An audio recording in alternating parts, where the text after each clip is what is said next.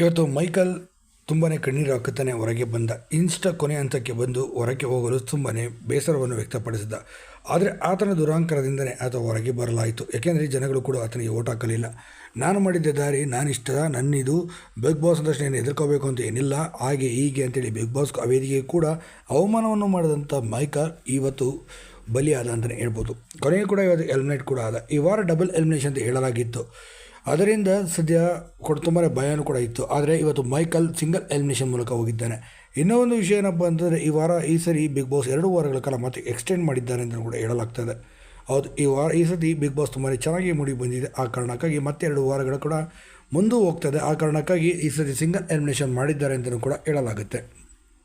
ಹೌದು, ಏನೋ ಮೈಕಲ್ ಆಟ ಇಲ್ಲಿಗೆ ಸಾಕಾಯಿತು ಅಂತ ಹೇಳ್ಬೋದು. ಸುದೀಪ್ ಅವರು ಕೂಡ ಸಾಕಷ್ಟು ಬುದ್ಧಿಮಾತುಗಳನ್ನು ಹೇಳಿ ಇದರ ದುರಾಂಕದ ಆಟಗಳನ್ನು ಹೊರಗಡೆ ಕೂಡ ಆಡೋಕ್ಕೆ ಹೋಗ್ಬಿಡಿ. ಯಾಕೆಂದರೆ ಎಲ್ಲರೂ ಕೂಡ ಬಿಗ್ ಬಾಸ್ ಮನೆಯೊಳಗೆ ಇರೋ ರೀತಿಯಲ್ಲಿ ಇರುತ್ತೆ ಅಂತಲೂ ಕೂಡ ಅಂದುಕೊಳ್ಬಿಡಿ. ಮೈಕಲ್ ಇದನ್ನು ಜೀವನದಲ್ಲಿ ಅಳವಡಿಸ್ಕೊಳ್ಳಿ ಅಂತ